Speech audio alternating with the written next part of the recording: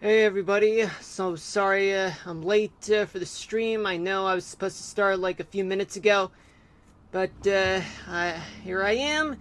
I had to rush home from work. Too much too much, what's going on behind the scenes and stuff. I deeply apologize for that, folks. Anyway, now that's over, welcome to the stream for those of you just tuning in, and that includes myself. This is Marlon here, and this is episode 65 of Mushroom City of Minecraft. How you guys doing? Hope you guys having a good day, or hoping that you guys have better days ahead. For me, well, it's like one of those days.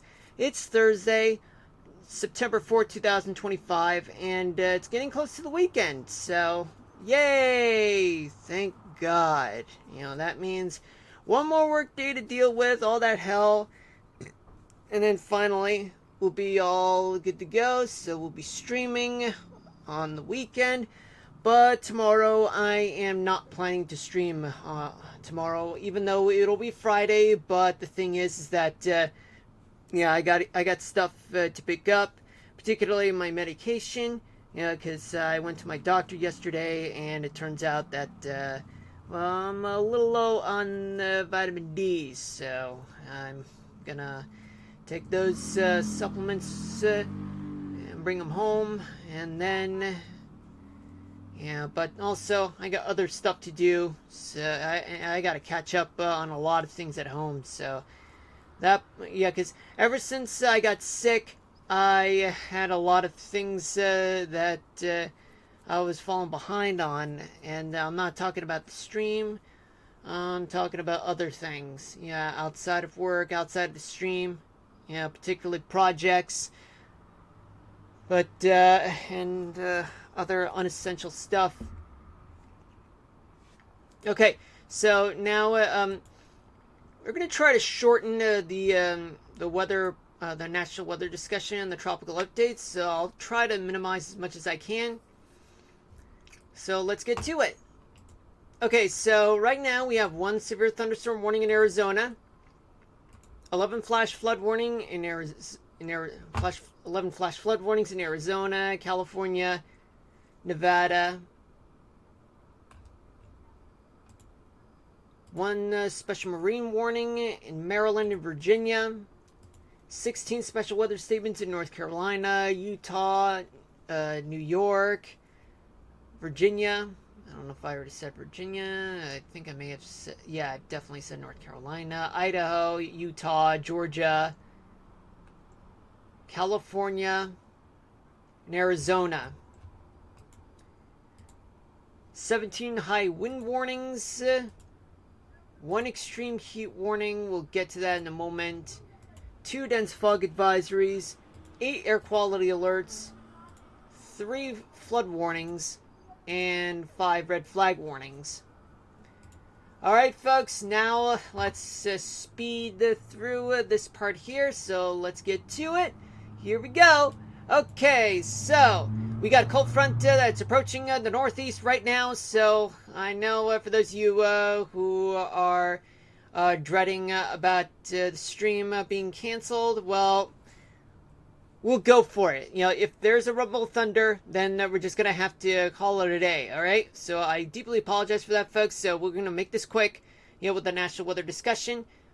So a cold front is actually going to stretch from the Adirondacks all the way down into Richmond, affecting places like Utica, Binghamton, about to strike Albany, crossing through the Delaware River Valley and into New Jersey, and approaching the New York City area in just a few minutes. Though the western side of the New York City area, they're going to get a lot of strong weather right now, folks. But no severe thunderstorm warning has been issued anywhere in the Northeast. Just plenty of special weather statements in upstate New York. Washington, D.C., they're getting some showers and thunderstorms right now, but it's quite minimized at this moment. Just about 3 hours ago, there were thunderstorms, but more thunderstorms are in Virginia, especially in parts of the Delmarva Peninsula, Philadelphia, Lancaster, Scranton, and especially Pittsburgh. Yeah, but in the coastal part of New England, everything's fine. But ahead of the storm, the cold front. Coastal side remains dry, especially down in the Carolinas, all the way to Georgia. Now let's see what's going on throughout the south. Well, throughout the south, it's just a stationary front that's in position in... hold on a minute, folks.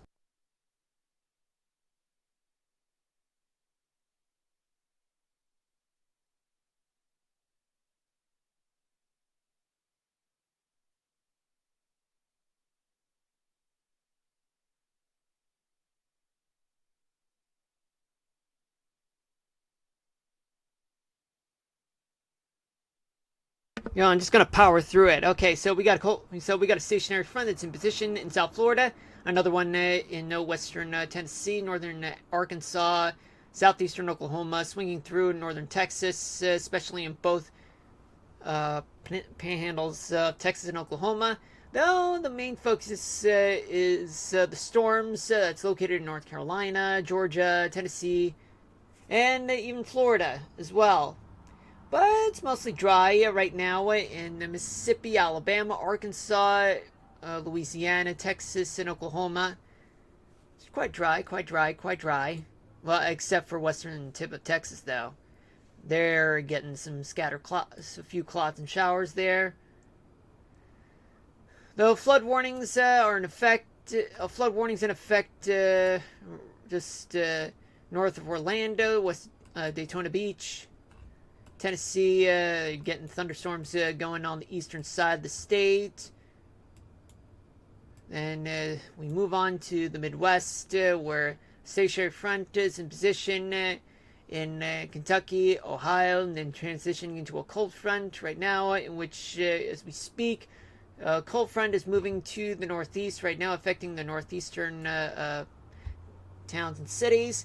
In the Great Lakes region, cloud showers, maybe a few rumbles of thunder, particularly in northern half of Michigan, lower Michigan, and upper peninsula Michigan, northern Wisconsin. Clouds and showers are there. Minnesota, plenty of cloud showers and a few storms are there, especially in the Dakotas. And we do have high wind warnings all across the Dakotas, and we'll get to one in Wyoming. Other than that, in Iowa, mostly clear, though there pop up clouds and showers right now. In the Hawkeye State, Illinois, quite clear, especially Kansas and Missouri, and in Nebraska. Then we move on, and as you can see, that there is a warm front that's located in the Great Plains, but right behind it, there's a cold front that's in South Dakota and North Dakota, and going through Wyoming and Montana. But in Wyoming, as you can see, air quality alerts have been in place due to wildfires there, and high wind warnings also there in north central Wyoming as well. And in Montana, mostly clear, though high wind warnings in the northeastern corner of the state, and a special weather statement in central Idaho because of pop-up thunderstorms on the southern side of the state. Then we go down to Colorado, Utah, and Nevada, where there are plenty of pop-up thunderstorms throughout many parts of 3 states, mostly affecting on the western two-thirds of Colorado, much of Nevada, and much of Utah as well. There are some flash flood warnings that are located just south of Las Vegas. Though Las Vegas, they are getting some showers on the south side, though. I mean, once you leave the city, but to the north, as long as, well, although I-15 is no guarantee a safe place to be, but being in Sin City may be, but hunkering down in Sin City would actually make your bets a lot safer than being away from the city. Yeah, at least, until the storm is over. Flash flood warnings in Dolan Springs in Arizona, and especially just outside of Nevada in the Mojave Desert in California. There's another flash flood warning, another set of flash flood warnings near Prescott, and just located northwest of Phoenix and north of Yuma. Severe thunderstorm warning has been issued near Blythe, Arizona. And special weather statements in the lower Colorado River Valley, another flash flood warning just northwest of Tucson. Plenty of monsoon weather that's going on throughout the desert southwest in Arizona, New Mexico. California, though, pop-up thunderstorms are happening throughout a few parts of the Sierra Nevadas, going down to Death Valley, the Mojave Desert. Though there are lots of thunderstorms just outside of San Diego. I mean, as you move just a few miles to the east, there are lots of thunderstorms there. And especially once you drive along I-10, leaving Los Angeles to the east. The Bay Area looks fine, especially in Northern California, and then you go up along I-5. But there are plenty of pop-up showers and a few storms on the leeward side of the Cascades. Hold on a minute, folks.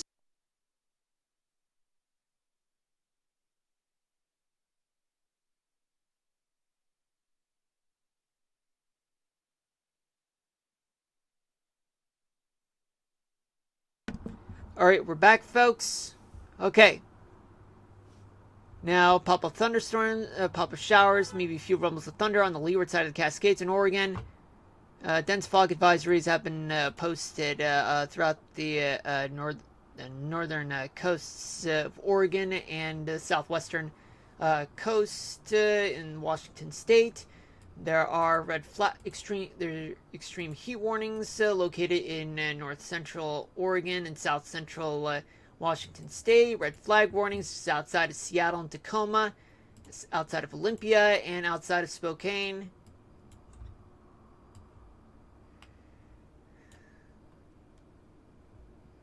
All right. Now let's quickly focus on what's going on. Hold on a minute, folks.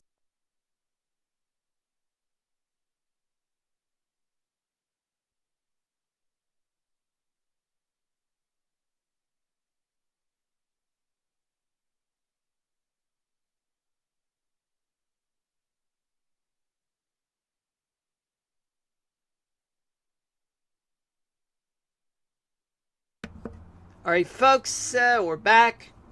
So, what do we have here? So, we're actually going to do the whole thing in terms of, zooming out region by region, and then we'll zoom in just a little bit for every part of the country. Let's see what we got. Okay, so we got plenty of sea breeze all across the northeast, but in the interior parts of the mid-Atlantic, winds are coming from the southwest, blowing up to 20 miles per hour. But as you move towards along I-95 towards Philly, New York, winds are moving up to 25 miles per hour, and especially going up along I-87 along the Hudson River. Winds are actually moving to the north, especially throughout the rest of New England, where winds blowing up to 20 miles an hour there. And in western Pennsylvania, western New York, winds are coming from the west, though, but blowing up to 20 miles an hour there. Then we go down towards the south, where you do have some winds that are coming on shore from the east side, on the Atlantic side. But on the Gulf side, winds are moving counterclockwise, though, but a little light and somewhat variable with some sea breeze, but stronger sea breeze in South Florida on the west coast, plus Florida Keys. Winds moving up to 20 to 25, close to 30 miles an hour there. Panhandle of Florida, just somewhat light and variable, though. Then in the Carolinas, Georgia, Tennessee, Alabama, Mississippi, winds are generally moving to the northeast. Many places up to 20 miles an hour. Places like Georgia, just a little light though. Arkansas, Louisiana, winds moving to the northeast up to 20 miles an hour there. Oklahoma, winds are somewhat light and variable on the eastern side, but the western sides, winds are shifting to the north at up to 20 miles an hour.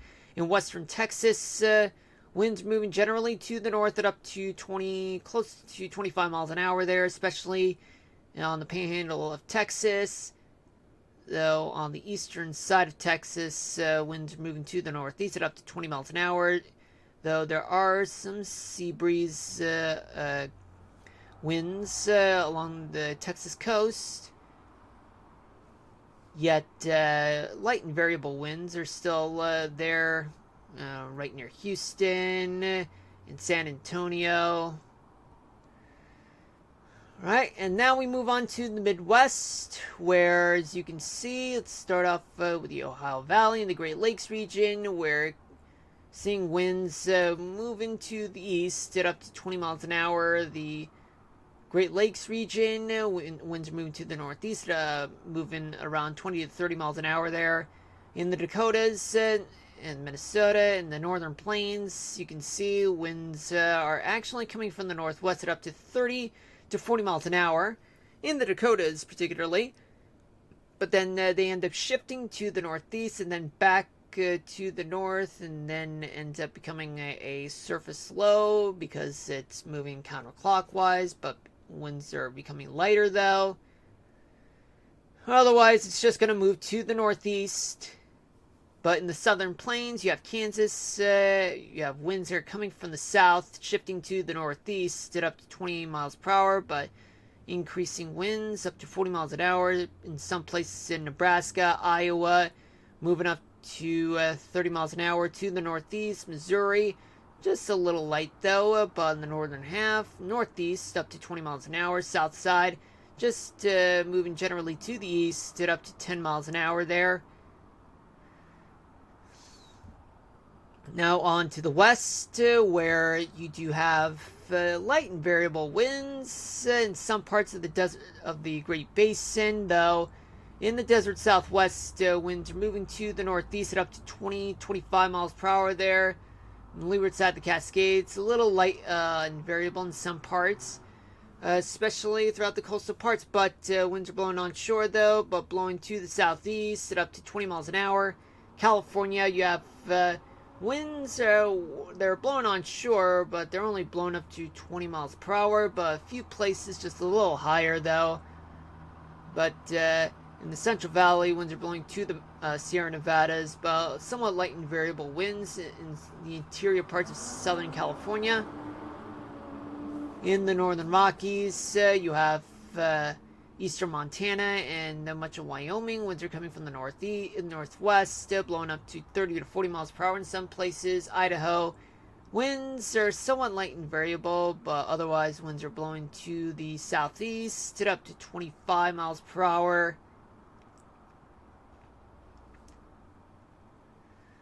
Alright, and now let's try to zoom in, talk with temperatures. So what do we have?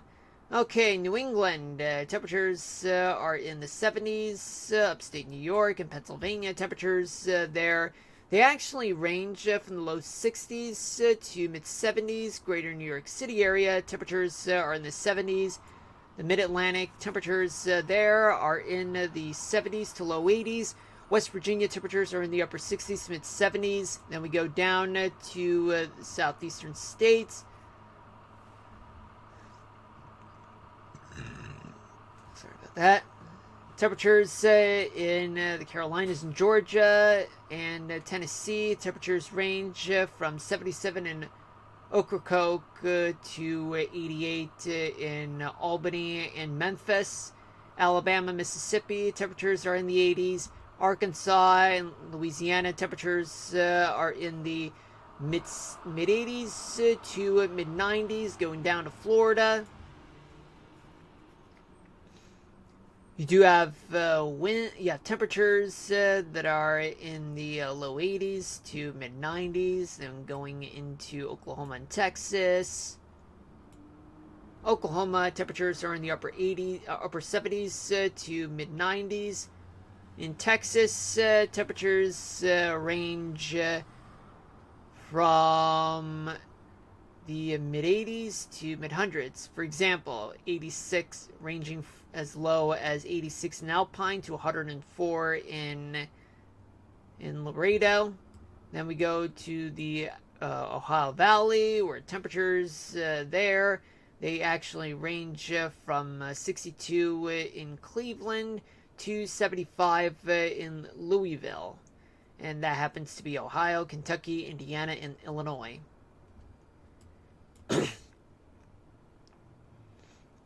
In the Great Lakes region of Wisconsin and Michigan, temperatures there, they are in the low 50s to mid 60s.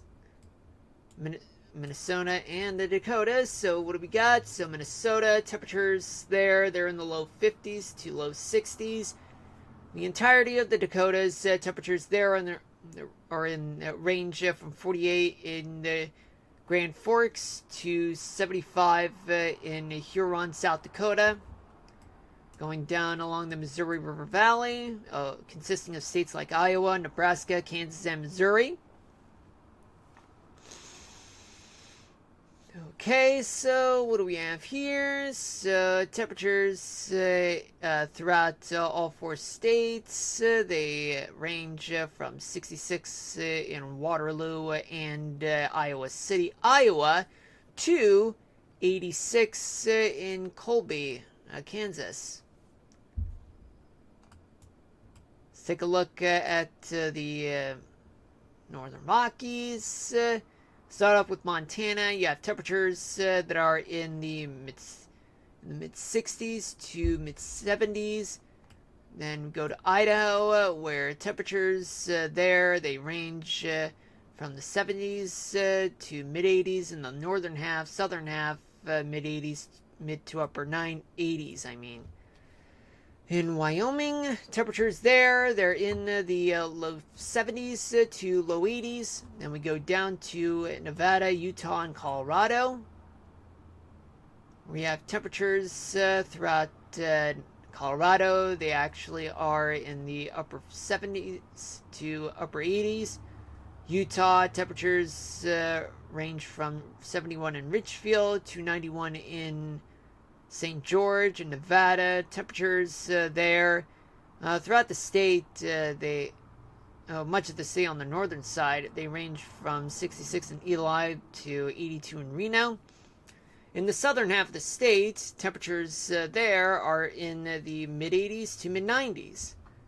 Then we go down to the desert southwest. So what do we got here? Well, all I can say is, folks, is that we do have plenty of temperatures that range from 77 in Gallup to 97 in Carlsbad. In Arizona, temperatures in the northern half of the state range from 68 in Alpine to 79 in Cambito and Kingman. Temperatures in the southern half of the state, they range from 84 in Tucson to 93 in Phoenix and Yuma. Then we go to California. In California, you have temperatures that are at 62 in Eureka. Temperatures are in the mid 70s to mid 80s in the San Francisco Bay Area, 91 in LA, 77 in San Diego, 95 in Indio. And throughout the Central Valley, California, temperatures range from the mid 90s to low hundreds. Going up to the Pacific Northwest.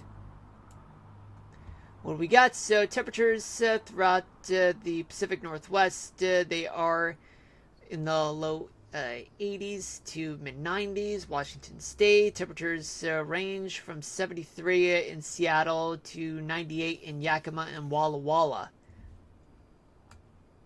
Now let's talk about gusts.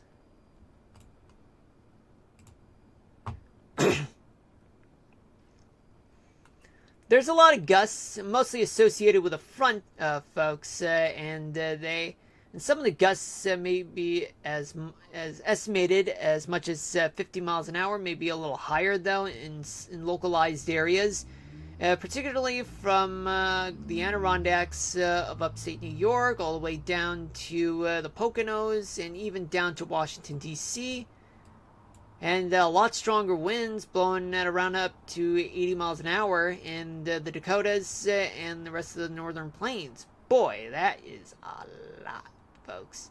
Which is why they issued a heavy wind warning, folks.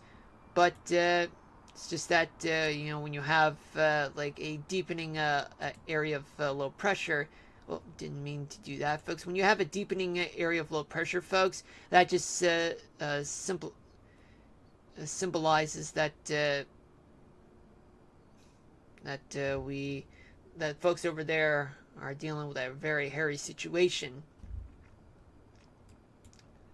Now let's check where the humidity is. Where's the moisture? So there's a lot of humidity stretching from the Adirondacks of upstate New York all the way down to Nashville, Tennessee, and the Smoky Mountains of the South, and plenty of humidity to go around in parts of North Dakota and Minnesota, all the way down to Oklahoma, but just less of it though. And even Florida, getting plenty of humidity going. And especially parts of the desert Southwest and the parts of the Pacific Northwest too. And now let's talk about rainfall accumulations. So let's start off with upstate.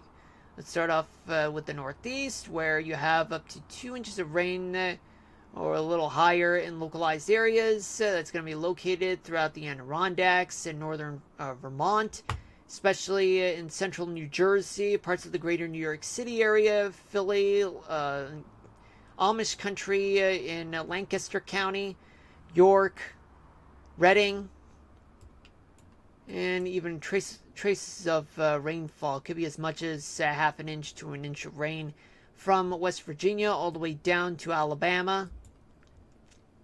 South Florida, up to an inch of rain. A few places throughout the desert Southwest and the Great Basin. A few places will get up to an inch or two of rain there. But in the upper Mississippi Valley, parts of the Great Lakes region, it could be as much as an inch or two in places like Minnesota, Wisconsin, and upper peninsula Michigan. But just so you know, folks, it would be best for you to consult with your local National Weather Service office or your local officials just so that you can get better accurate readings of what the actual rainfall accumulation that has happened so far. Especially wind gusts, wind speed, wind direction, because you get storms that produce some localized amounts that differ from the estimated amount of rainfall, and even the gusts and wind speed and direction that I'm showing you guys now. But this is just an estimate, folks. All right. Now, let's take a look at the upper level winds, which also means tropical update. Okay, so let's see what we got. Okay, so this is assuming that this is right now.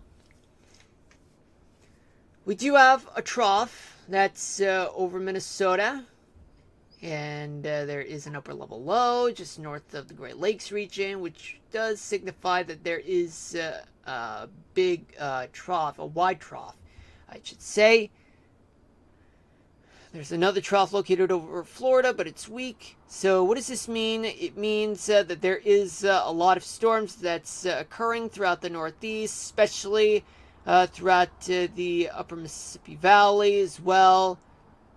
And although there are parts of the desert Southwest that are dealing with some storms of their own, all because you have this ridge that's located over Mexico, and as well as off of California. All right, folks. Now let's check on what's going to happen. Let's see what's going to happen tomorrow. Let's see. There's going to be a trough over the upper Mississippi Valley, an upper level low located over north of the Great Lakes region, which means that there is going to be more storms that's going to be located throughout parts of the Northeast, mostly on the interior side, all the way to the Mississippi Valley in the middle section, and especially parts of the Great Plains. There's a thin ridge located over Idaho and Washington State, a trough located off of California,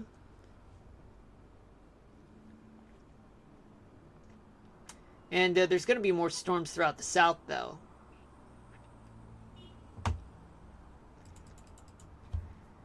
So by Saturday night, there will still be a trough over Lake Superior, and there's going to be a ridge over the desert southwest, and a thin one over the northern Rockies, or trough off of the Pacific Northwest.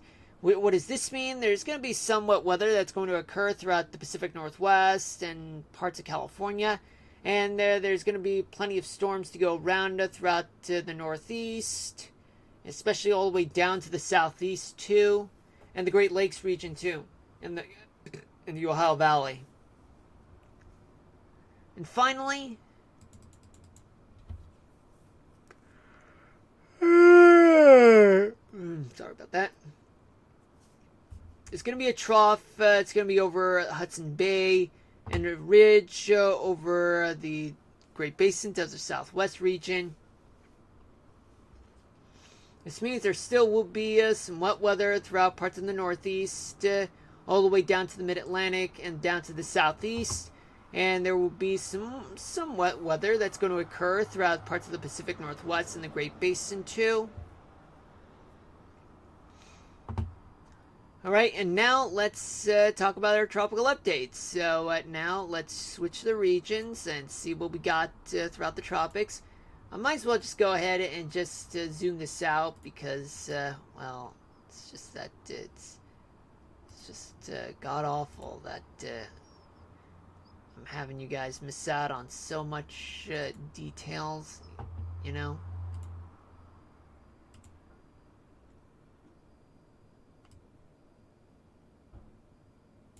Yeah, I think that's good. Okay, so let me just start off with here. This is, yeah, we're gonna assume that this is right now, folks. Okay, so let's see right now. Okay, so we got a trough that's over the East Coast, and we do have a system that's located just northeast of Puerto Rico, and another one that's located just right near South America, and as well as another wave coming out of Africa, a tropical wave just located right west of the southwest of the Azores. Well, let's see what's gonna happen. So let's play this real quick. So we got for tomorrow night. Formation does get somewhat organized just northeast of Puerto Rico, and some tropical waves getting their acts together. But right now it's just that it doesn't really look organized, though there could be something that's going to occur throughout just off of the South American coast. A trough will remain over the eastern half of North America. Then we move on to Saturday night, where something could form just north of Puerto Rico, but only time will tell, though. But there is something that's going to form. That's just going to be, that's right between Windward Islands and Africa. There could be something coming out of Africa, though, and there is another one just to the northwest of the one that looks well defined where I'm pointing right now. Now let's see what we got for Sunday night. Sunday night, this one does look heavily concentrated. Could form into Gabrielle. There's going to be an area of low pressure just where I'm pointing right now in the center of the Atlantic, and another one on the southern end of the Bahamas, along with the Turks and Caicos. Not Turks and Caicos. No. Sorry about that. Just located on the southern end of the Bahamas, I should say. Something could form right over Cabo Verde Islands. Trough is in position. Will be in position over the East Coast. Now we move on to Monday night of next week, and it's very heavily concentrated. Yet it's approaching the Windward Islands.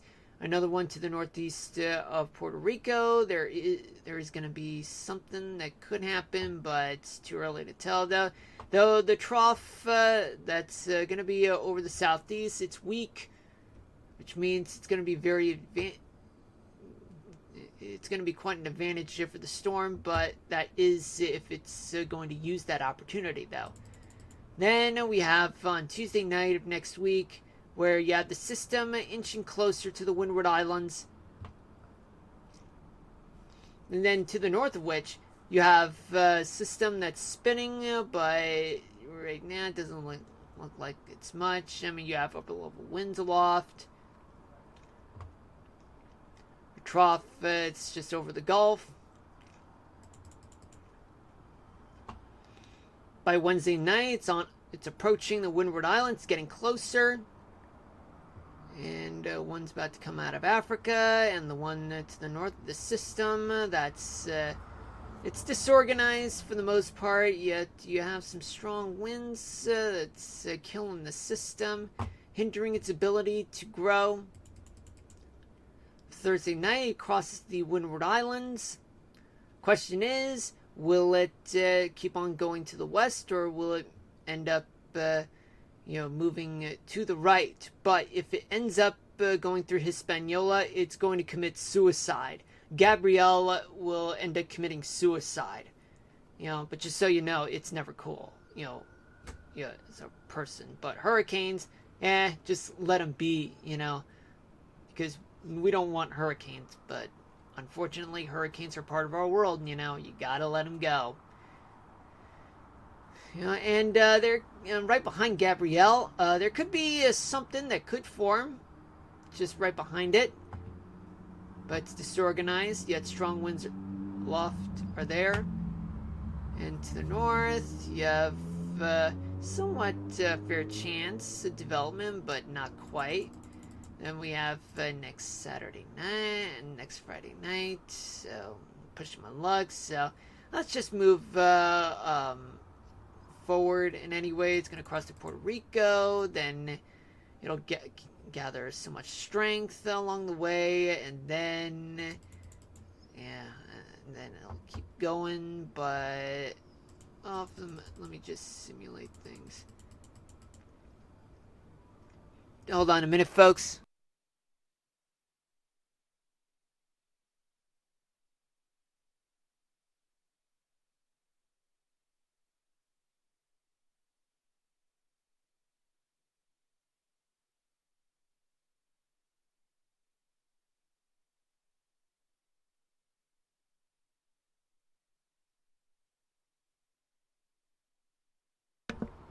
Alright, I'm back, folks. Okay, so let's see, we might have something that could form here where I'm pointing using the European model, and another one there. I mean, three places do have chances of development, especially to the northeast of Puerto Rico, and another one to the southwest of the Azores. But a lot of strong winds in the upper latitudes, they make those two storms unlikely to form. But then we move on to 24 hours. By tomorrow night, I mean, this system could form, but may lose its potential. But this one here, this one has potential, even though you get some upper level winds and dry winds from Africa.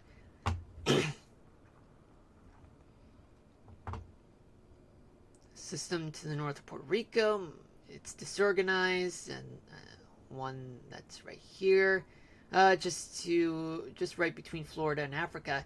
It's somewhat disorganized, but yet you get upper level winds. There's too strong. And then we move on to Saturday night, where storm could develop, Gabrielle could form, but yet it's still disorganized. You get upper level winds aloft, and to the north of which something could develop there, and tropical wave could form there.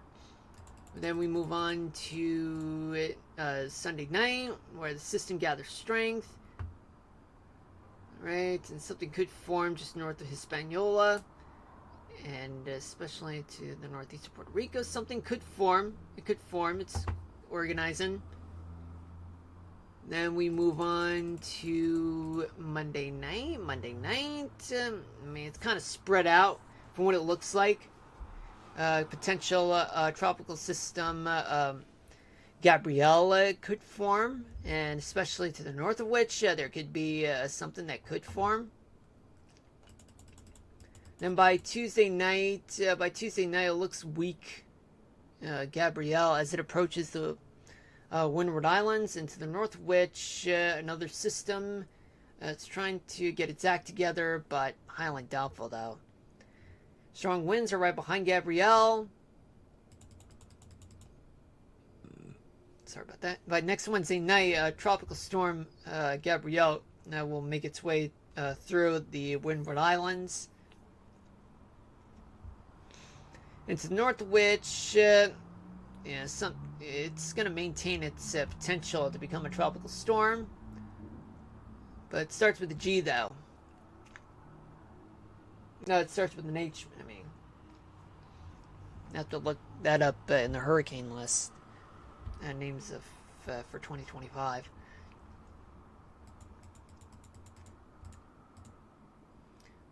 Yeah, by next Friday night, it appears as though that Gabrielle will die. I mean, because you get too many strong winds aloft, not much potential going on.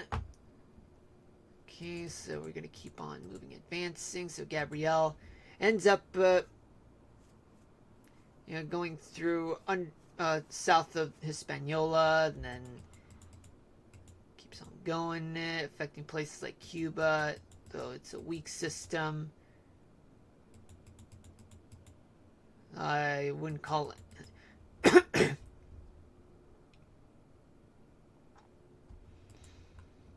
But yeah, right now it's still too early to tell, but the one thing's for sure is that Gabrielle will cross into the Windward Islands. Though, according to this, the National Hurricane Center does give 60% chance of development within 48 hours and 90% chance of development within 7 days.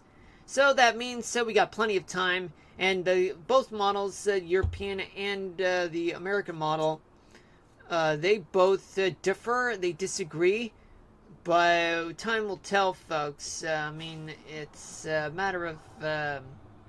it's only a matter of time before we can finally come up with... Until those models come up with the same right amount of conclusions. But right now, it doesn't look like as though that it may have some potential, or rather enough confidence for that to become a hurricane or a tropical storm, Gabrielle. But right now, it's up in the air. So now, without further ado, I am going to switch back to Radar Omega right now. So we're going to talk about the 3-day forecast. But before we do that, I got something that I really want to... I just got something to do. I'll be right back.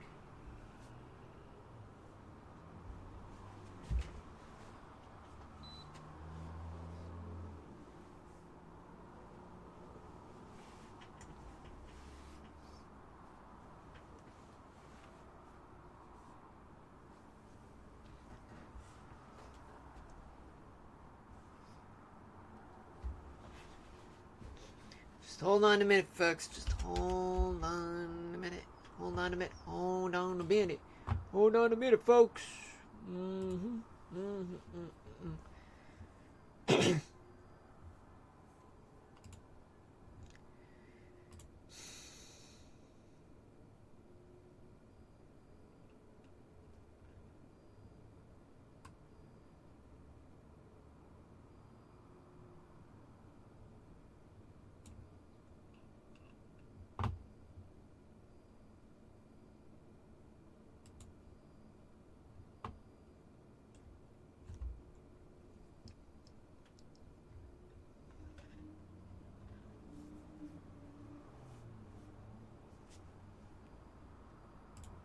Okay, now I'm back. Okay. Yeah, I just had to do something behind the scenes, folks. Okay, so, let's just get this over with, folks, right now. I mean, hello, hello,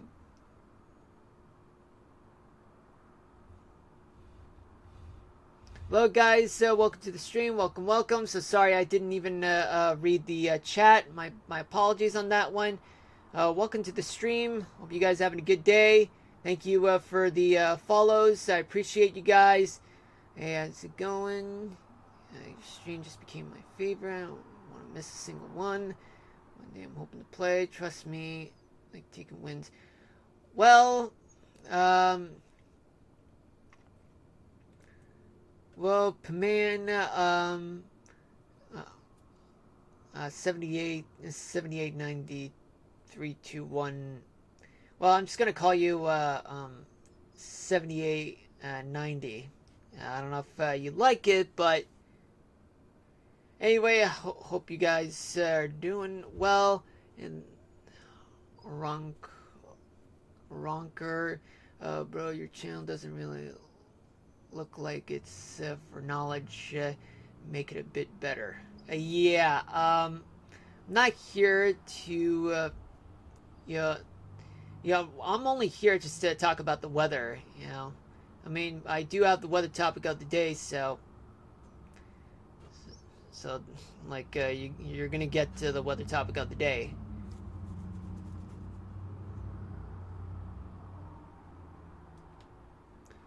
But actually, it is meant to educate everyone.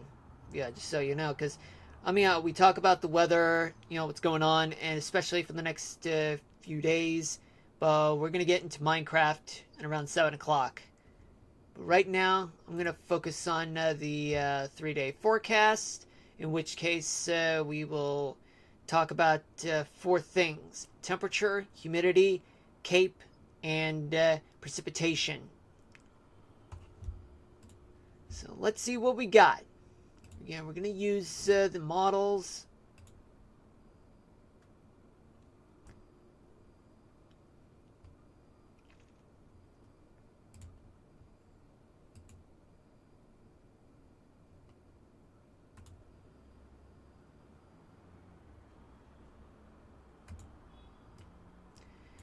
So where is the humidity? No, actually, I'm just kidding. Where are the warm lows? Okay, so the warm lows are in Florida, the lower Mississippi Valley, the Gulf Coast of Texas, parts of the desert Southwest. Where the chilly lows, they're in the Rockies, parts of the Great Basin, Northern Plains, Upper Mississippi Valley, Great Lakes region, and especially the interior parts of the Northeast. Boy, it's going to get super cold there, folks. But I noticed that it's going to be freezing in parts of Montana to the northeast.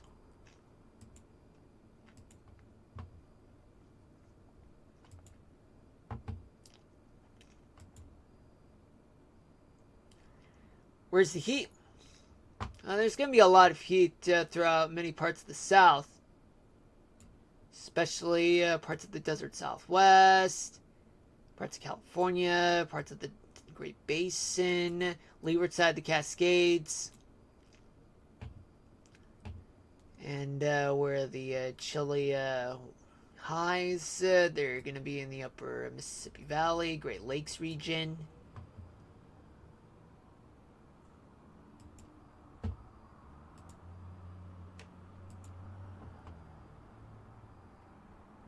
Let's see where the warm lows for Saturday morning. It's going to be throughout the Gulf Coast, parts of the Southeast, lower Mississippi Valley, Florida, parts of the desert Southwest. And where the really chilly lows, they are in the Rockies, parts of the Great Basin, the Great Plains, parts of the Ohio Valley, Great Lakes region, upper Mississippi Valley.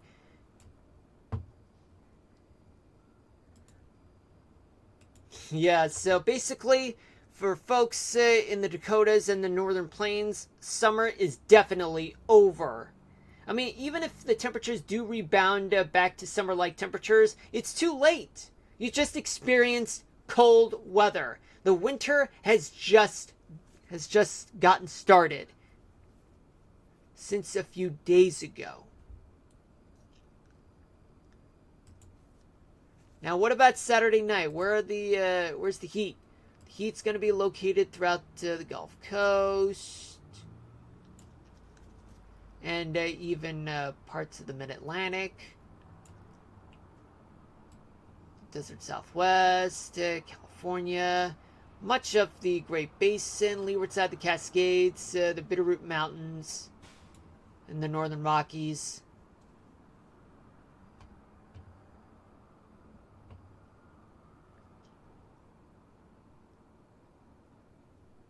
And know where the Chile highs, they're in the upper Mississippi Valley, the Great Lakes region. Oh, and even the mountainous parts of the Northeast.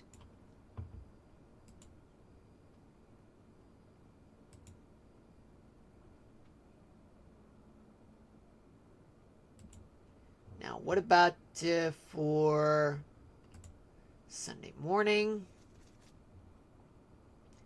Well, by Sunday morning, the warm lows, they're going to be in the Gulf Coast all the way to the southeast. Hold on a minute, folks.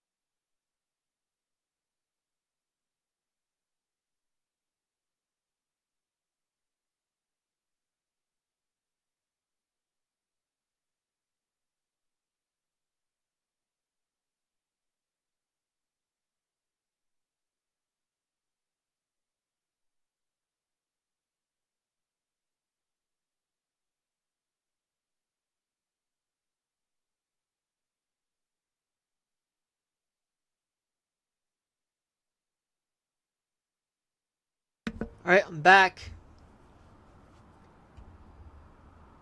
Let's see, where are the Chile? Oh yeah, there's also more warm lows in southern Arizona. And where are the Chile lows? Oh boy, throughout the Sierra Nevadas, parts of the Great Basin, especially the Rockies. And there's plenty of chilly weather in the northern plains, all the way down to the mid-Mississippi Valley, and parts of the Ohio Valley, all the way to the Appalachian Mountains. Oh boy, it's going to get super cold there.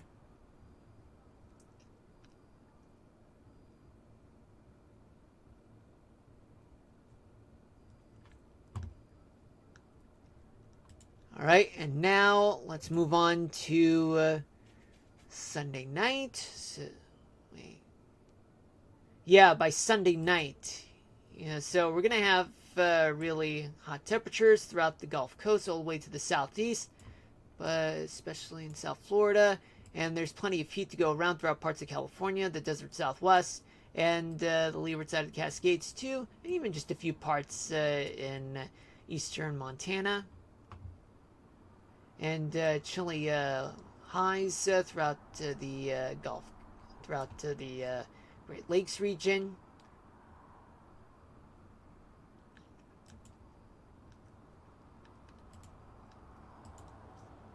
Okay, now let's talk about humidity.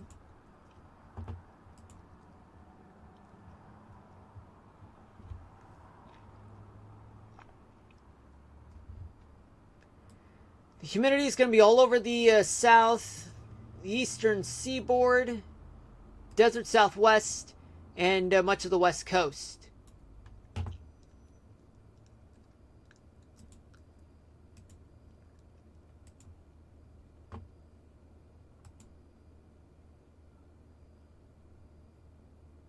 And where's the humidity for tomorrow night? The humidity is going to be all over the south, the east coast, the desert Southwest, and the West Coast.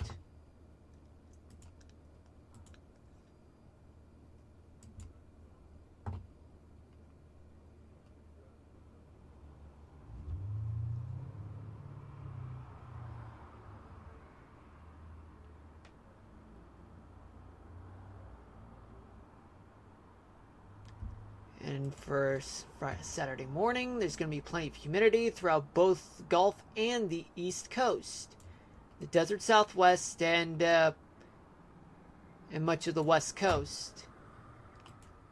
Humidity matters because once there's humidity, then you guys know that not only would there be heat present, but also chances of wet weather is gonna happen.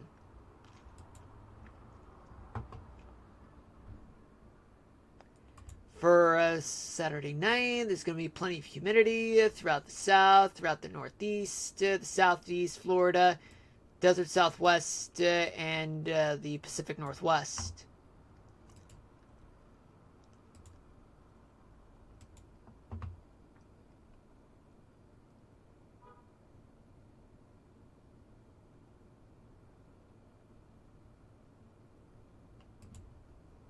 Now, there's going to be... Now, what about for Sunday morning? There's going to be plenty of humidity throughout the East Coast, the South, Florida, desert Southwest, and the Pacific Northwest, especially, plus the San Francisco Bay Area. And what about for Sunday night? By Sunday night, there's going to be plenty of humidity throughout both the Gulf and the East Coast. But although there's less humidity as you move up from Washington, D.C. all the way to Boston and up. But although Maine there could be a little bit of humidity left over, and especially some humidity in the Great Plains. But there's going to be a good amount of humidity throughout parts of the desert Southwest and the West Coast. Now let's talk about Cape. But before we do that, I just need to take care of a little business. Alright.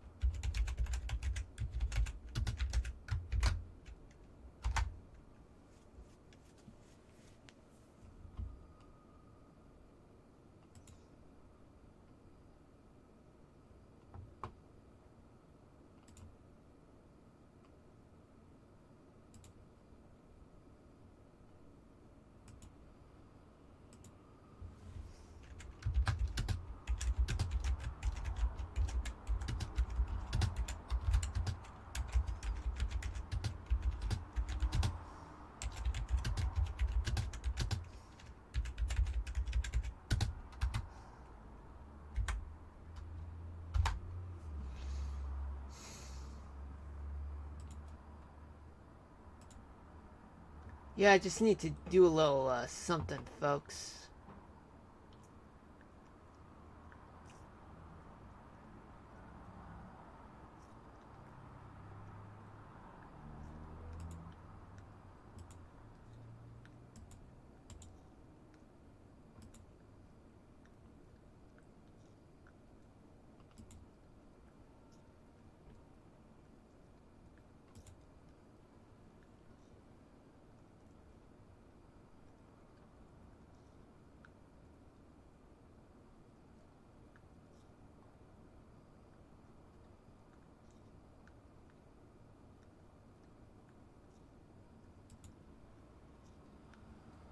Yeah, I just need to take care of a little something, folks.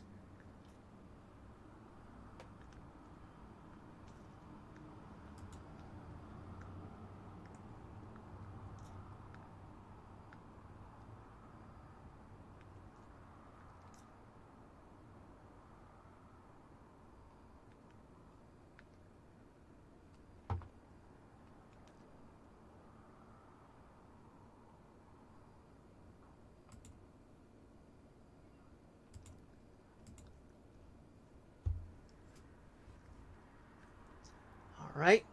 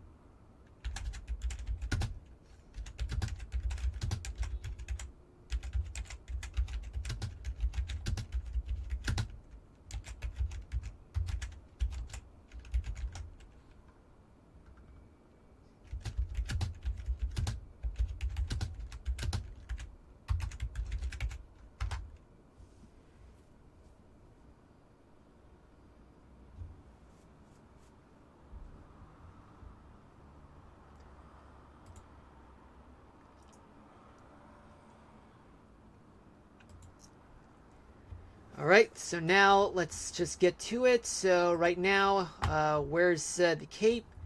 The Cape for tomorrow morning will be located throughout the Gulf Coast. That includes Florida. And also there's going to be one in the lower Colorado River Valley of the Pacific Northwest.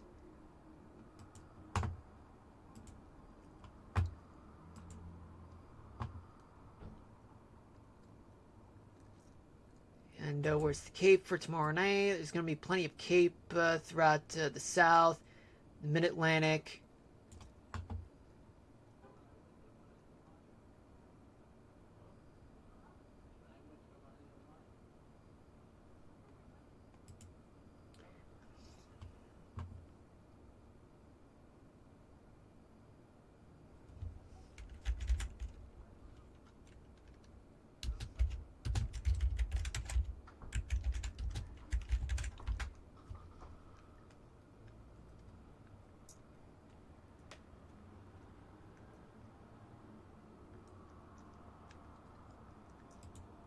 Yeah, I mean it's all cool. Just if you, I mean, if you, I would appreciate your input by just be very constructive. I only respond to constructive criticism.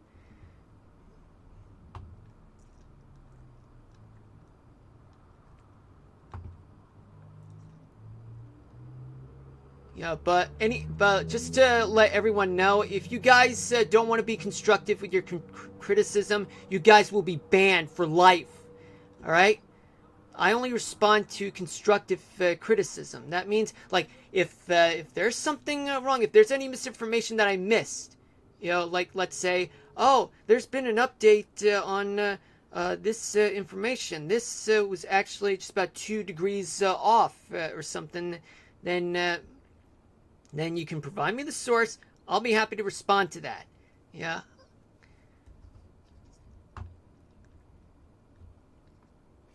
Anyway, let's see what we got for tomorrow night. There's going to be plenty of Cape that's going to occur throughout the Pacific Northwest for tomorrow night, especially the Colorado River Valley. Now, what about for Saturday morning? There's going to be Cape. In other words, it's going to be some updraft. Some updraft would indicate if there's any chance of severe weather. It's going to be throughout parts of the Gulf Coast, the desert Southwest, and the Pacific Northwest. Although chances for strong to severe thunderstorms there could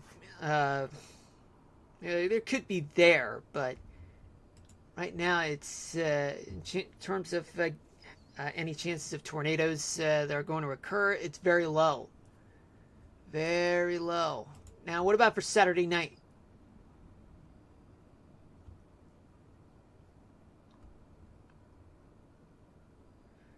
All right. Now let's see for tomorrow night. No. For Saturday night, it's going to be plenty of cape throughout the south, especially all the way up to Boston, and especially plenty of cape throughout much of the west.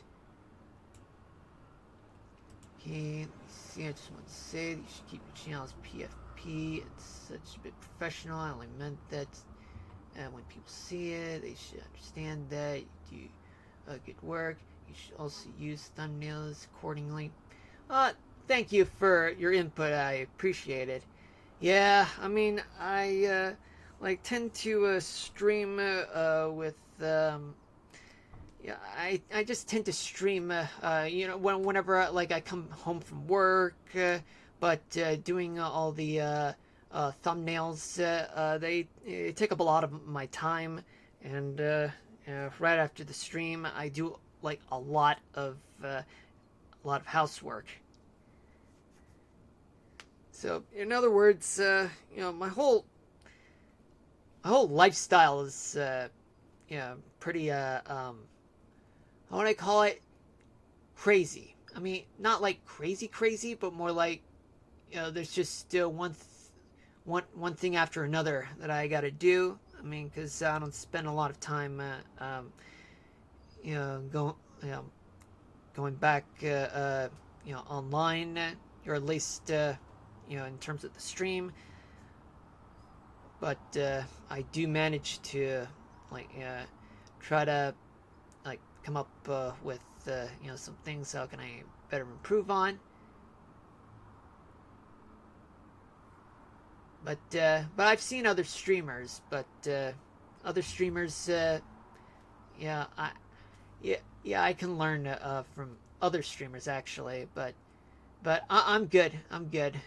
And besides, I know some streamers. I know for a long time, and also I have some friends of mine from the industry. I'll probably get their advice. Anyway.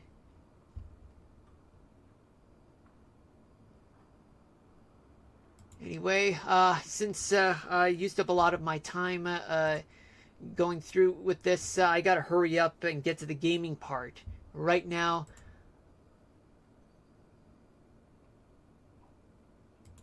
I'll check it out, but right now I don't have a Discord right now that I have available.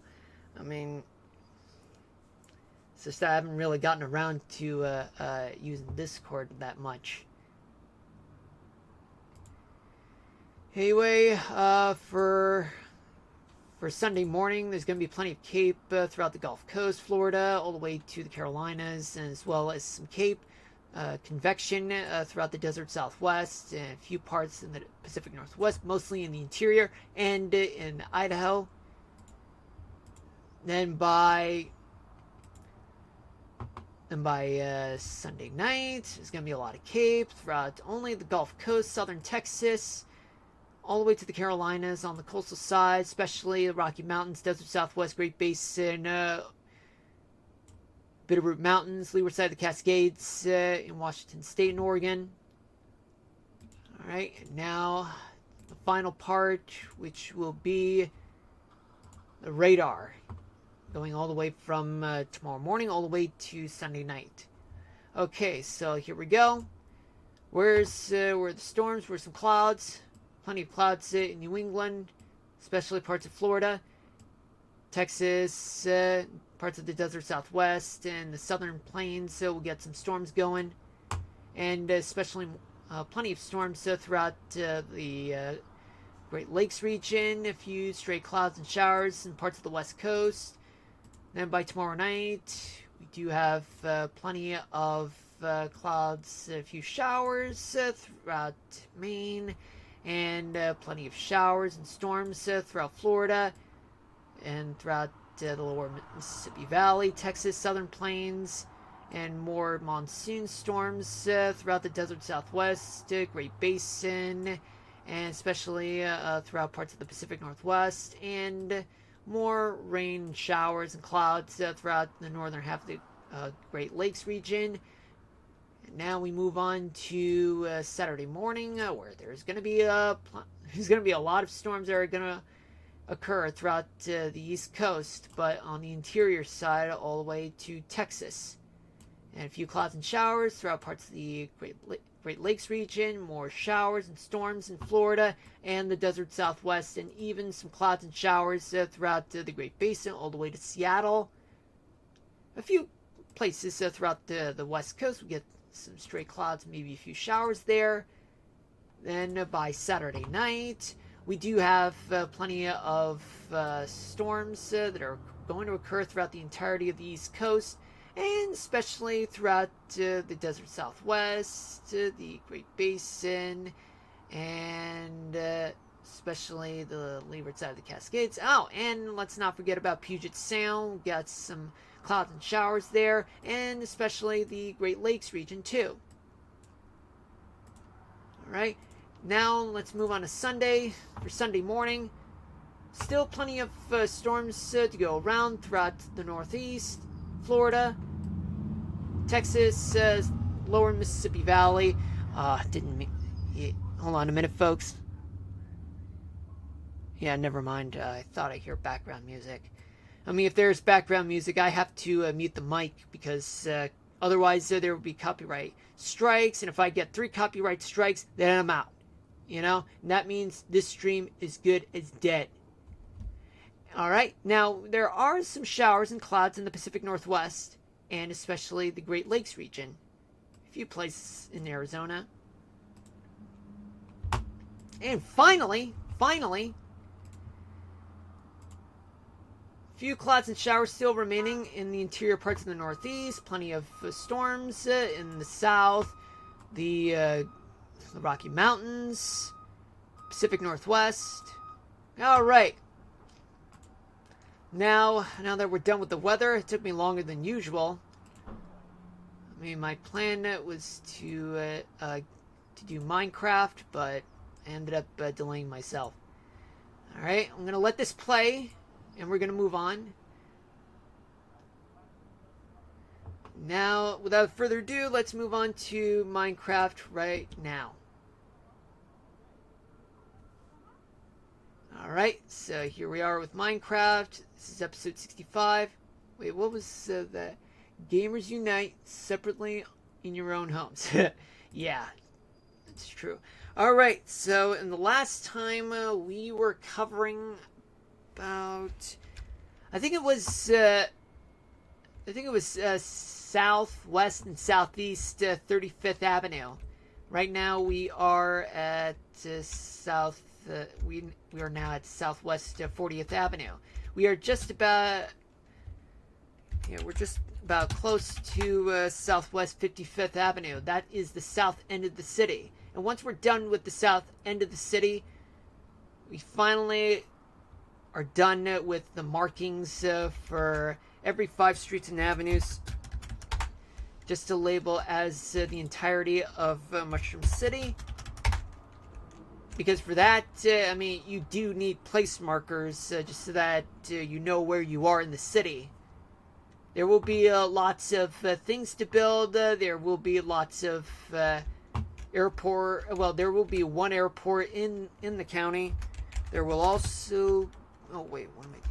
There will also be lots of hundreds of subway stations, but it's going to take a long time, though, because you have dozens of subway lines that will go through the city. The whole thing was thought of back in 2012.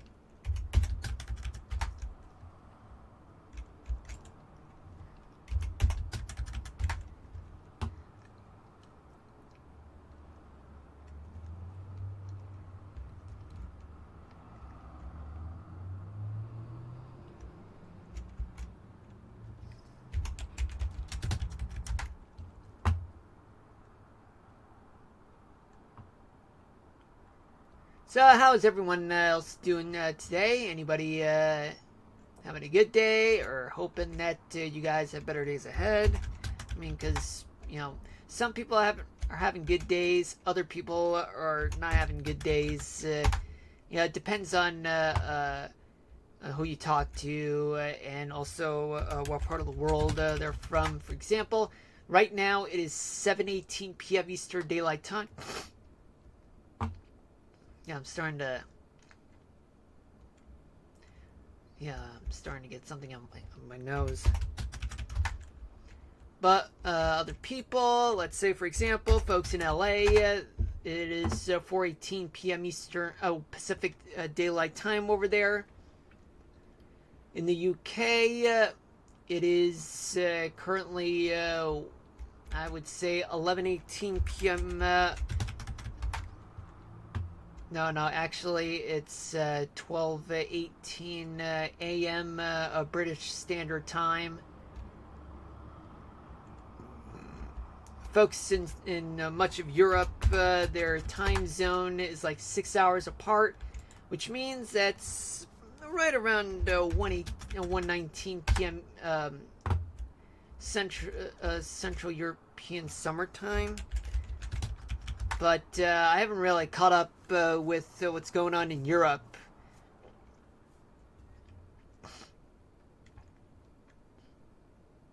Or like it's 7:19 a.m. in the morning in Hong Kong, but the next day though. Because, I mean, once you cross west on the international date line, then you add a day. But if you move to the east, you lose a day. You end up going back.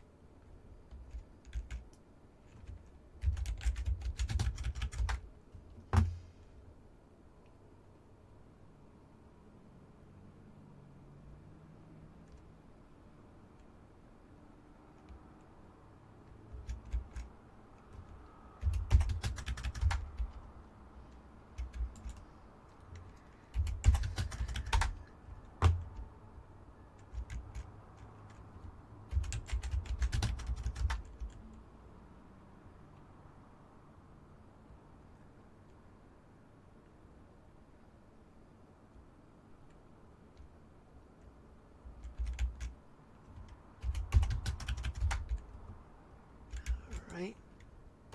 Now, how long will this part last?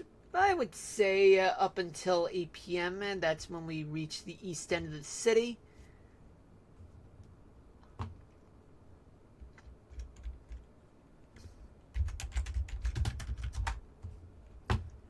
Yeah, it is part of my world building thing.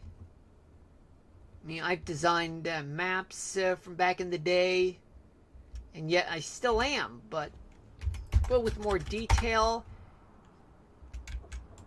But requires a lot of thinking, a lot of knowledge.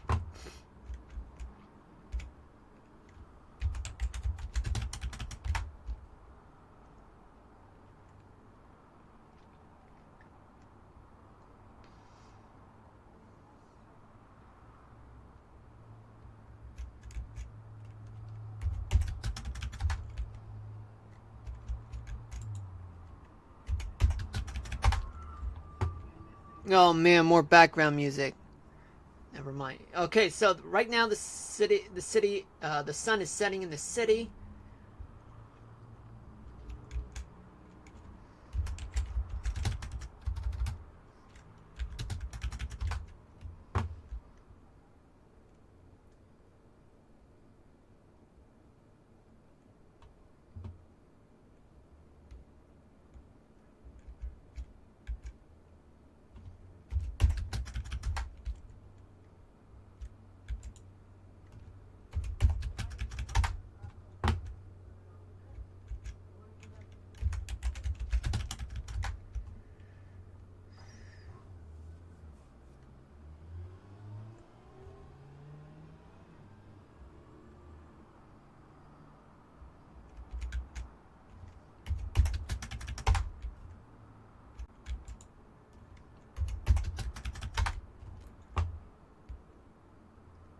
Right? Let's see. What's to talk about? Well, there is something, but I would rather not mention that because it is private. Let's see, the other topic. Okay, so knowing that this month is September, well, I'm figuring out what am I gonna do during that month because I'm off on the 23rd only because of work, only because of where I live, like in a community but close to New York City though.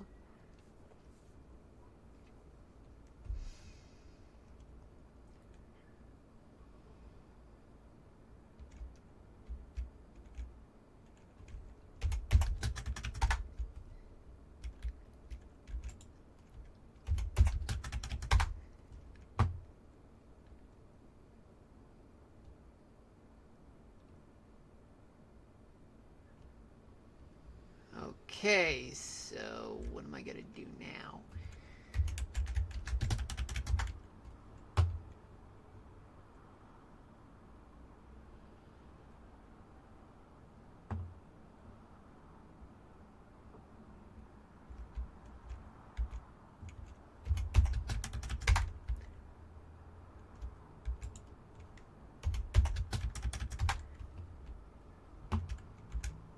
Yeah, all of these were set up,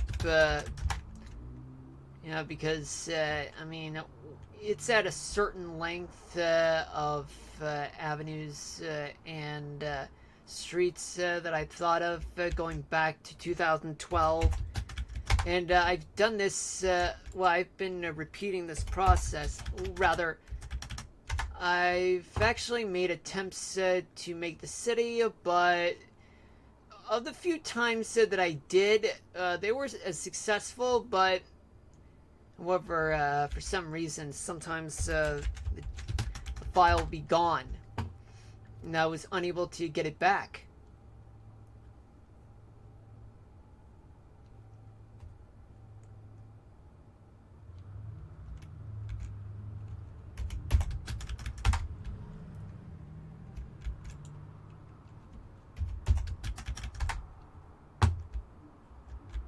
Oh man, more background music.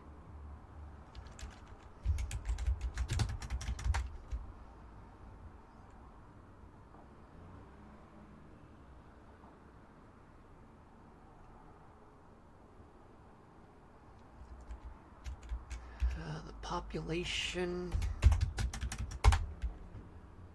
Yeah, I got a lot of world building to do. Oh yeah, I do have something that I am going to show you before we do the weather topic of the day. That is something that's important.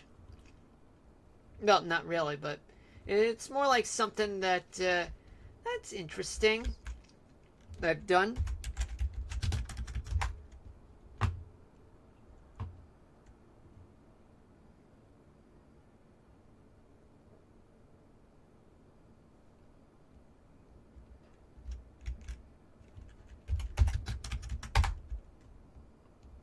But I should not take up much of anybody's time because I have dinner to eat.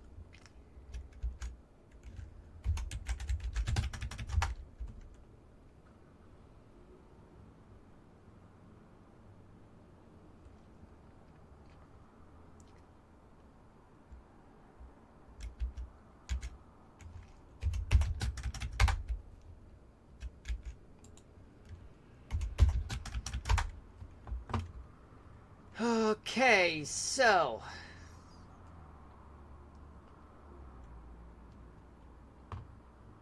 just thinking right now.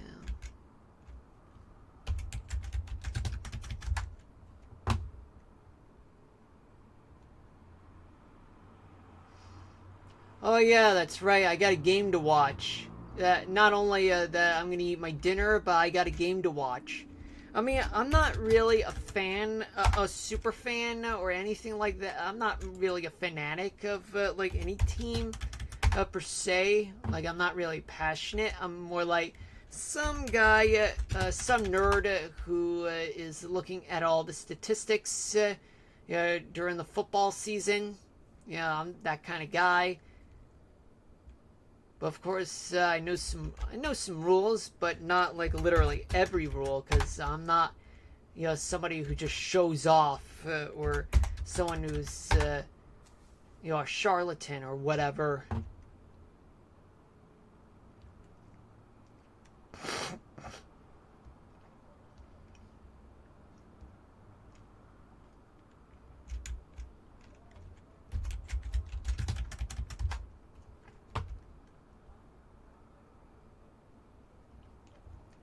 The game is actually the Eagles hosting the Cowboys. And I forgot to show you guys the weather for the Eagles hosting the Cowboys. So of course the weather is it's expected to be rough. Considering there's a cold front it's going to pass through. It's going to cause some issues with traction on the field at Lincoln Financial Field. So folks over there definitely need to dry up the field as soon as possible before the kickoff starts. I believe it'll start 8:20, the kickoff. And the question is, I don't know who is going to receive the ball in the first half, and then the second, and then vice versa in the second half.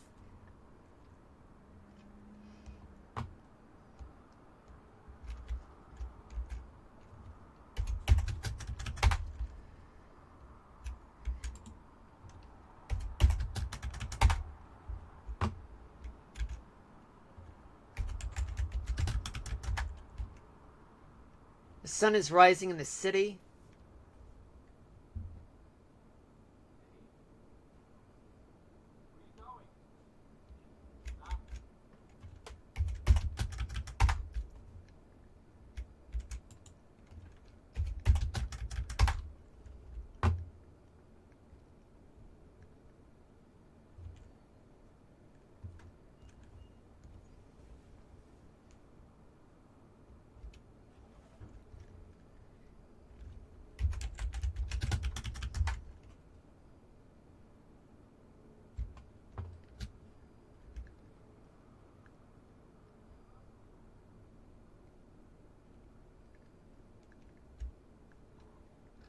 Oh yeah, it's through here. Forgot. Okay, it is 7:30 p.m. Eastern Daylight Time. Welcome to the stream for those of you just tuning in. My name is Marlon, and this is episode 65 of Mushroom City in Minecraft. How are you guys doing? For me, well, we only got about 30 minutes of streaming left, and I do have what the topic of the day in mind, and also just before that, I gotta show you guys what I have.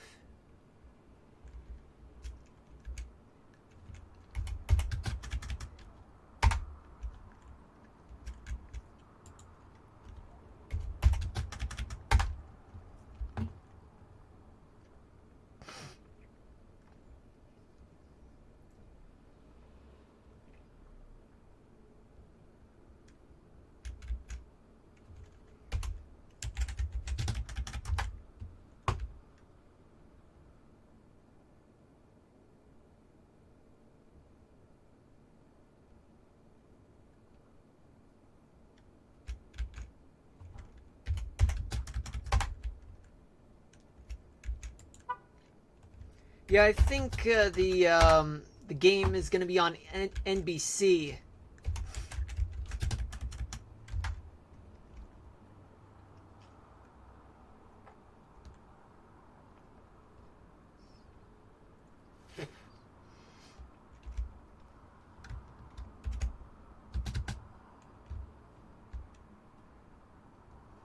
Okay, we're about to cross into the eastern half of the city.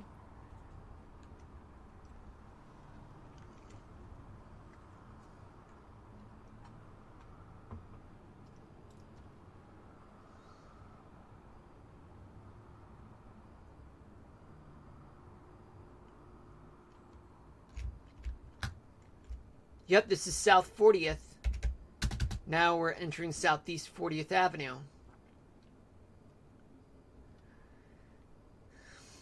So basically about a mile and a half away.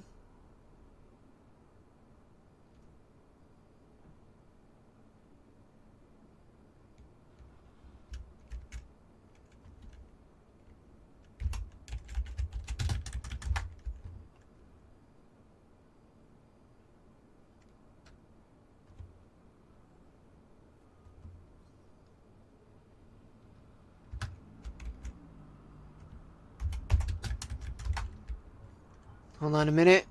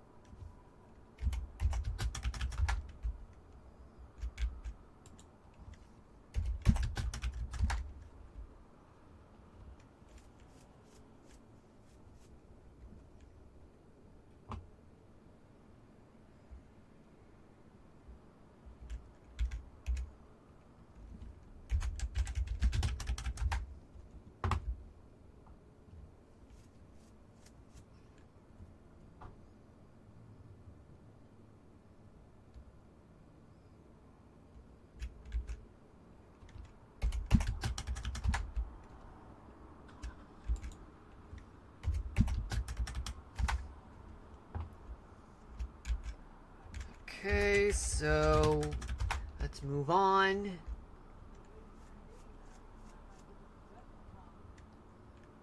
Yeah. Yeah, we're almost getting there. And since we're on the we're on the far south side of the city, meaning that we are close to the southern end of Mushroom Kingdom County. I'm estimating that we'll get this done by episode 68. And we'll move back to downtown, and then we will go ahead and get started, with some other towns, but we may build some buildings along the way, and highways too. Because highways. Oh yeah, and also we're gonna start making bridges, the levee system. It's gonna be very exciting, folks.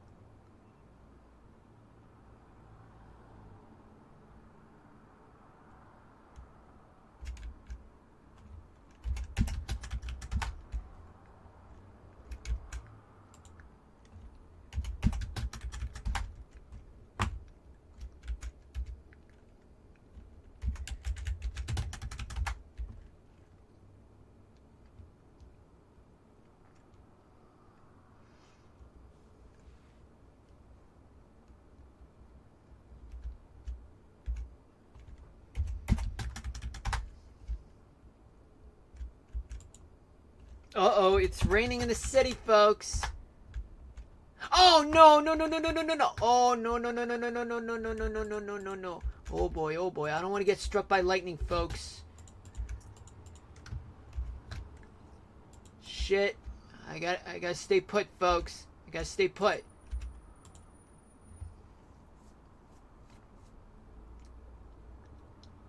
Okay.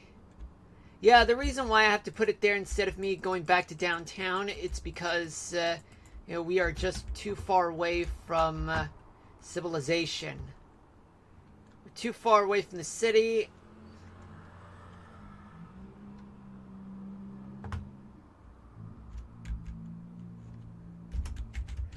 When I mean civilization, I mean back to downtown.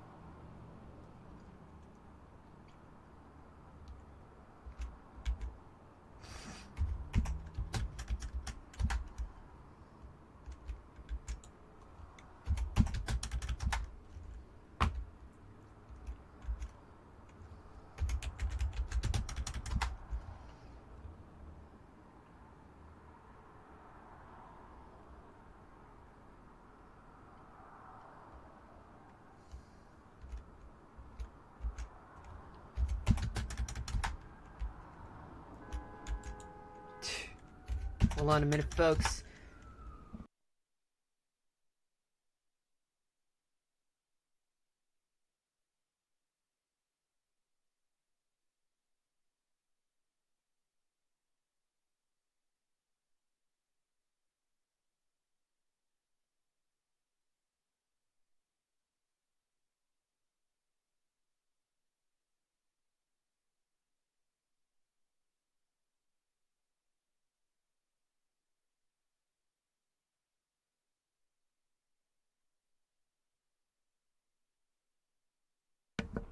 I'm back.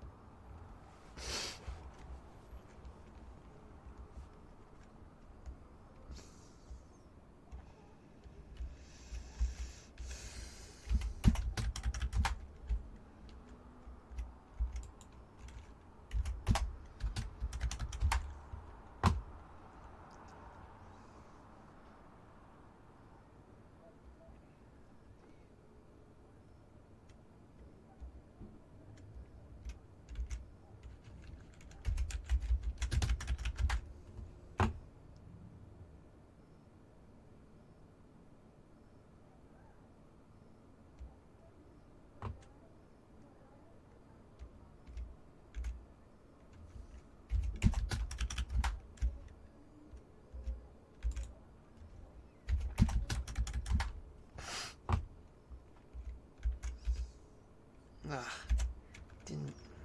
I don't know why it did that. I didn't really press the escape button. Alright, and we're still nowhere near the east end of the city.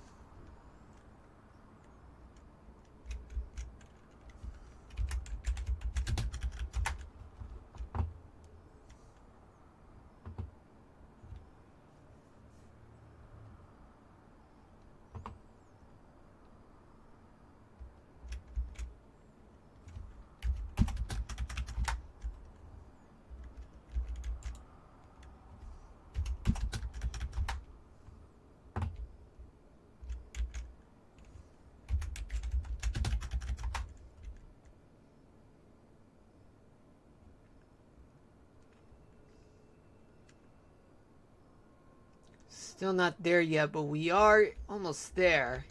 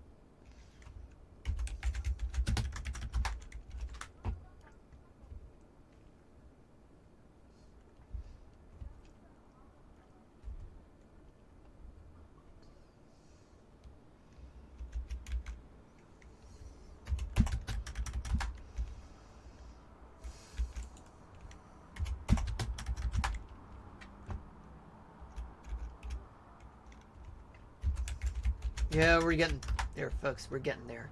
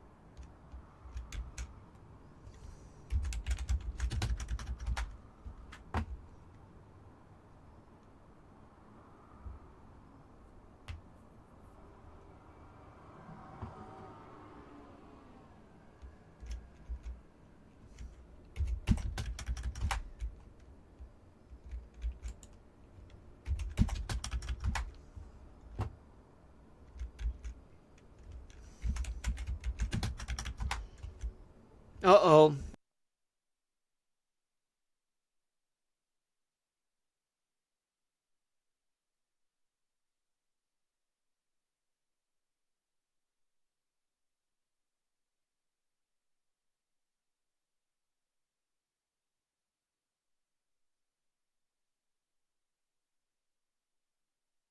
Yeah, we are approaching the east end of the city, folks, and it's on the right side.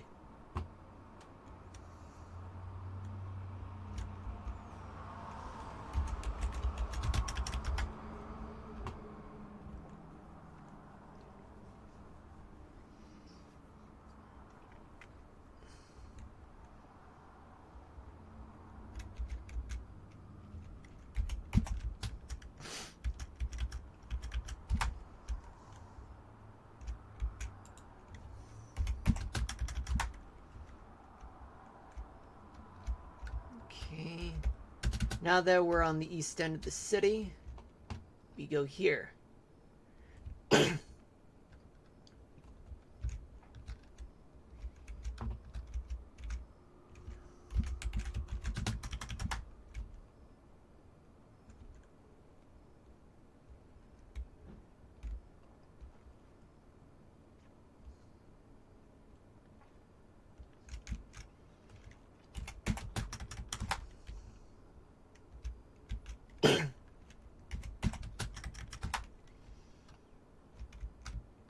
Alright.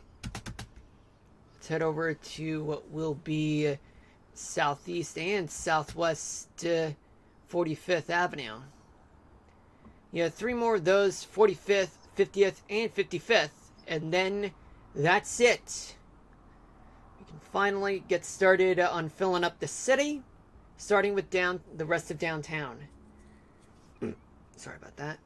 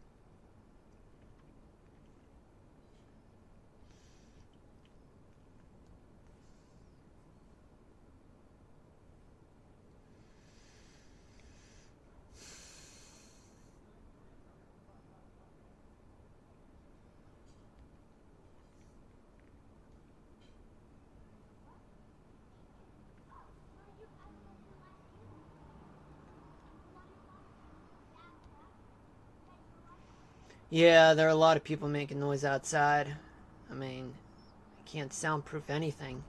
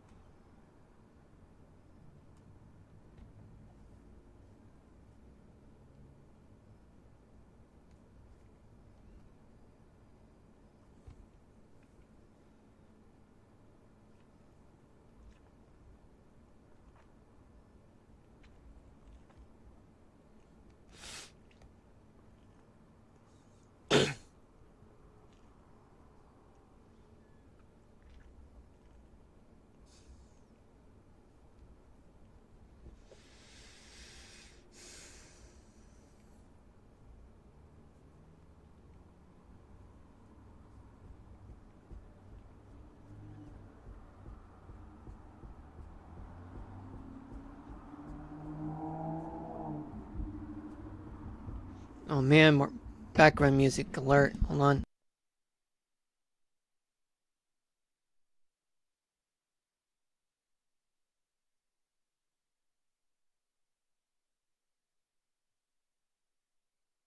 We're back.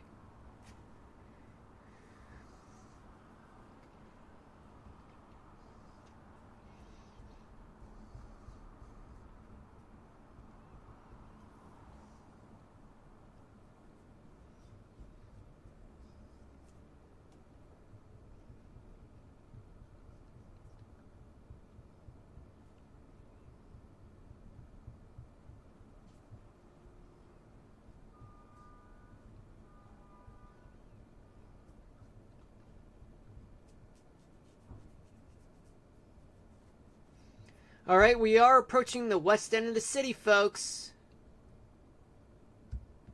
Yeah, this is 50th, and then over there is the final part, and that is 55th. We are going to be dealing with Southwest 45th Avenue. In the next episode, episode 66, 67, and 68. Alright? Now, I'm gonna end this portion of the stream and transition back to Radar Omega right about now.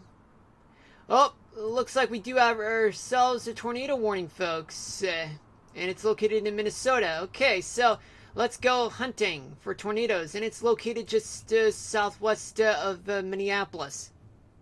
Okay, so let me switch gears to the single site radar. And we're going to use this right here.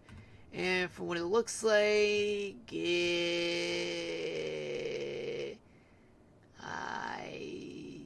can't really pick where the supercell is, or maybe here. But I'll look further using the velocity radar. And there's the radar right there. So the winds are moving away right here, and then winds moving stronger to the radar. And this right here does have an indication that there could be an area of rotation just between Ottawa and LeSueur, Minnesota. Now, is there any debris by any chance? Debris. Let's see. I mean, just ahead of it, there is some debris. Maybe a few foreign objects just ahead of the twister. And let me go back using the radar reflectivity, as you can see. And, well, turns out there really is a hook echo right here, right between LeSueur and Ottawa. Now, where's it going? Based on the shape of the tornado warning, it looks like as though they may be moving to the east-southeast. And what about, what if it were to affect a place like Minneapolis, St. Paul? It won't, folks. It'll only affect towns like La Center, Lexington, Cordova, or even Montgomery and Kelly. But right now, it'll be affecting Route 13 of Minnesota. Let me just play the radar, folks, just to see. Okay, so it's looking like it's moving to the southeast. And what we got here. Oh, yep. Yeah, that's what I mean, folks. That's what I mean. It'll move into that direction through La Center, Cordova, and maybe just south of Montgomery, right between Kilkenny and Montgomery.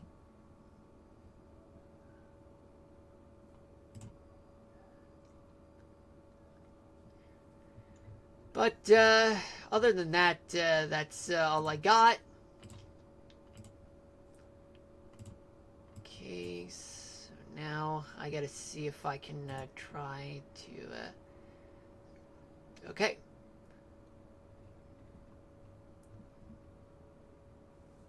So let me transition to right around here, folks. Okay. So what you guys are seeing right now is that this is my spreadsheet for the NFL season. And just so you know, folks, well, what we're dealing with right now. This is my prediction for the entirety of the season. And what about going into the postseason? That, folks... yeah, these are my predictions so far. But my prediction for today's game between the... Let's see what we got right here. Starting with the Cowboys at Eagles game. Okay, so my prediction would be that the Eagles would beat the Cowboys. I mean, because from what I've heard, is that Cowboys had to give up one of their key players, and I'm not really looking confident that the Cowboys will do well this season. I mean, but of course, time will tell. But the Eagles, given that they were Super Bowl champs and they were able to prevent the three-peat of the Chiefs us upsetting Travis Kelce and Taylor Swift. I mean, at first Travis Kelce was going to propose to Taylor Swift, but that didn't happen until just about a few days ago, just about last week. And well, you don't need football to propose. All you need is just each other, nothing more. So of course we'll deal with more of this in the near future. But right now, let's just focus on here and do the weather topic of the day. So what is the weather topic of the day, folks? Well, the weather topic of the day, well, let me just pull up, folks.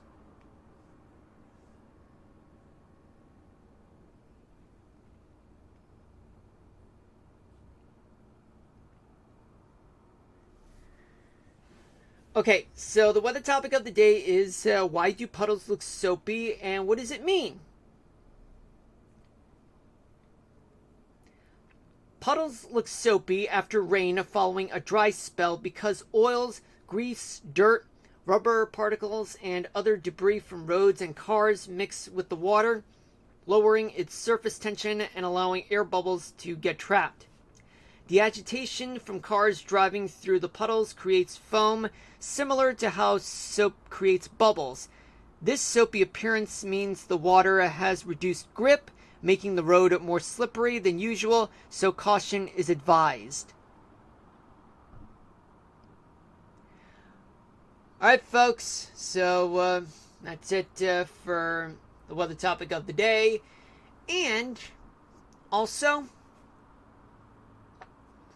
there will be no stream tomorrow. I mean, I don't know if I said that there would be stream on Friday back yesterday, but now I realize that I'm not going to stream for you guys tomorrow because turns out I got a lot of things to do after work on Friday. And not only that, but I also, got to get stuff.